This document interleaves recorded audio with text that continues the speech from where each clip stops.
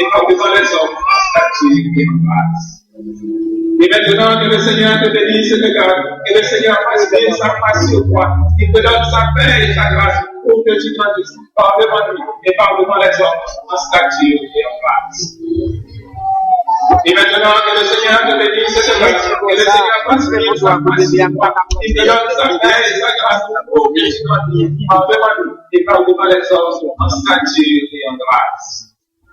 Et maintenant que le Seigneur te bénisse et te garde, que le Seigneur fasse vivre sa face sur toi, qu'il te donne sa paix et sa grâce pour que tu grandisses par devant lui et par devant les hommes en statue et en grâce.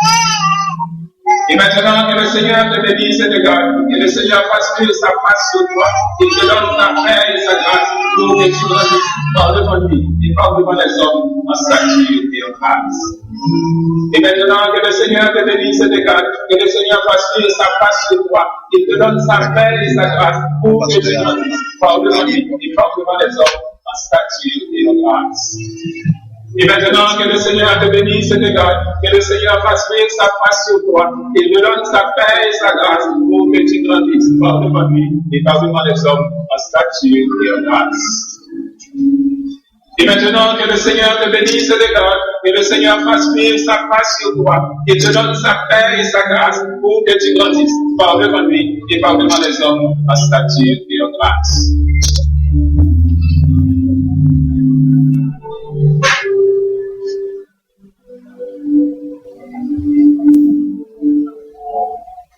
Et maintenant,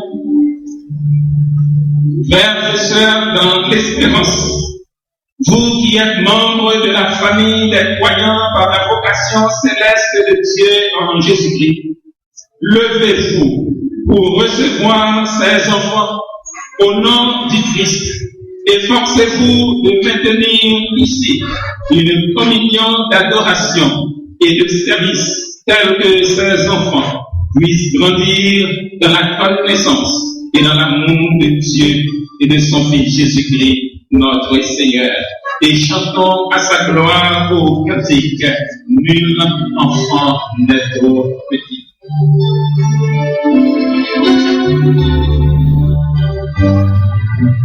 Nul enfant n'est trop petit pour l'amour et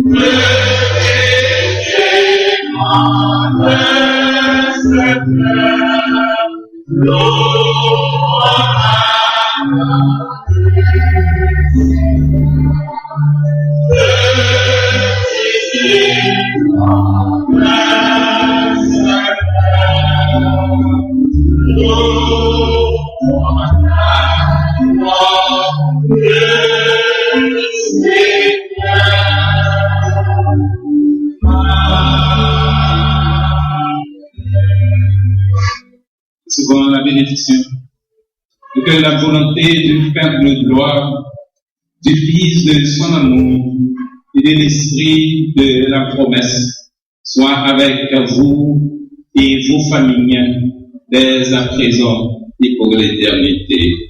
Amen.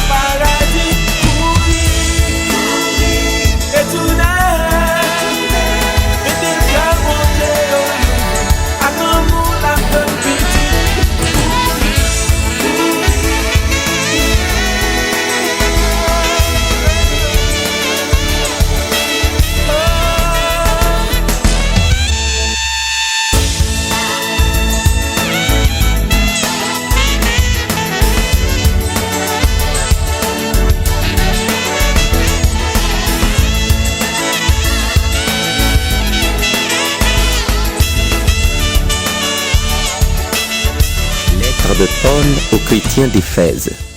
Chapitre 1. Moi, Paul, je suis apôtre du Christ Jésus parce que Dieu l'a voulu. J'écris à ceux qui appartiennent à Dieu, qui se trouvent à Éphèse et qui croient au Christ Jésus. Que Dieu notre Père et le Seigneur Jésus-Christ vous bénissent et vous donne la paix. Louange à Dieu, le Père de notre Seigneur Jésus-Christ. Il nous a donné toutes les bénédictions de l'Esprit Saint dans les cieux par le Christ. Avant la création du monde, Dieu nous a choisis dans le Christ pour que nous soyons saints et sans défaut devant ses yeux. Dieu nous aime. Et depuis toujours, il a voulu que nous devenions ses fils par Jésus-Christ. Il a voulu cela dans sa bonté. Alors chantons la gloire de Dieu pour la grandeur de ses bienfaits. Il nous les donne généreusement par son Fils très aimé.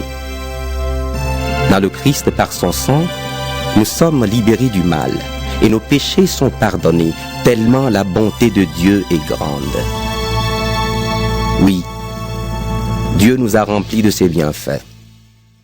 Il nous a donné toute la sagesse et l'intelligence. Il nous a fait connaître son mystère, c'est-à-dire ce que dans sa bonté, il voulait faire dans le Christ depuis toujours.